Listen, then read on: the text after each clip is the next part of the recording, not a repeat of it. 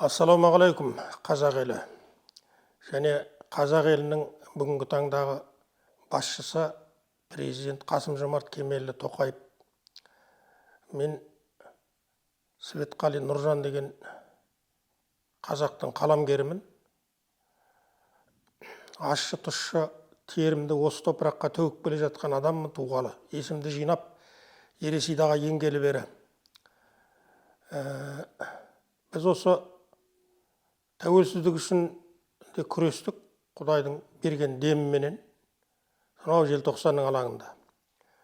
Сөйтіп, мақсат мұратымызға жеттік дегеннен кейін де көптеген эксперименттерге, көптеген санаға салмақ түсіретін шабуылдарға ұшырадық.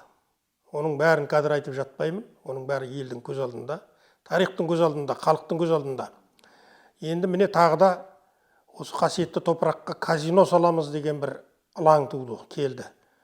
Бұл әңгіме бұрын шыжымдап естіліп жүрген Қазақстанның Маңғыстаудан Марқакөлге дейінгі ең киелі пұшпақтарына бұл казино салу деген жаңағы туристердің ықылас ынтасы үшін салынады мыс деген әңгіме.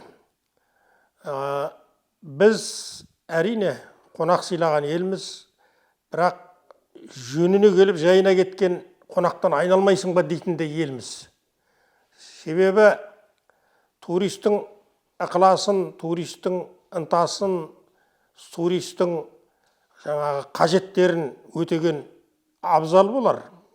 Бірақ біз негізгі әңгімені, негізгі істі, негізгі қызметті болашақ ұрпағымыз үшін, болашақ ұрпағымызды көктететін, көгертетін осы топырақ үшін жасауымыз керек деп есептейтін адамдармыз.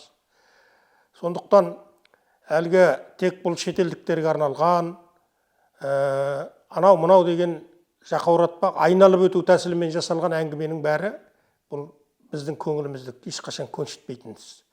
Мейлі теңіздің ортасына сал, ол жынқана, шайтанқана деген сөз.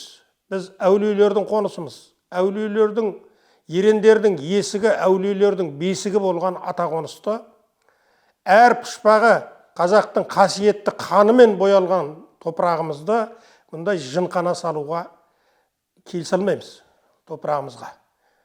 Сондықтан осыған елдің басшысы ретінде лудоманияға күресті бастаған, мына қазіргі ұрпағымызды азғындатып, діңкесін құртып бара жатқан, сол арқылы ұлтымыздың түбіне жетуге қараған мынау шайтани ағымдарға қарсы өзіңіз бастаған Қасым-Жомарт Кемелұлы күрестің тиянағына жетуіңізді қолдаймыз.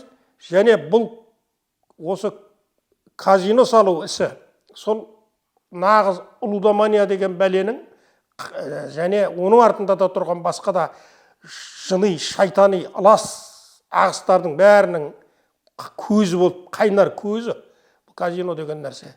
Сондықтан мұндай ылас нәрсенің біздің топырағымызға келіп ұя салғанына онсыз да жетіп жатыр былғайтын нәрсе.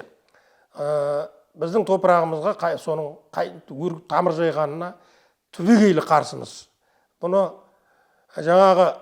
қазіргі бұл істі қолдап жүргендер жаңа айтып жатыр, ойбай, қазір кез келген жаңағы онлайн казино деген қолында тұр, кез келген адамның еркінде деп. Жоқ, мәселе онда емес.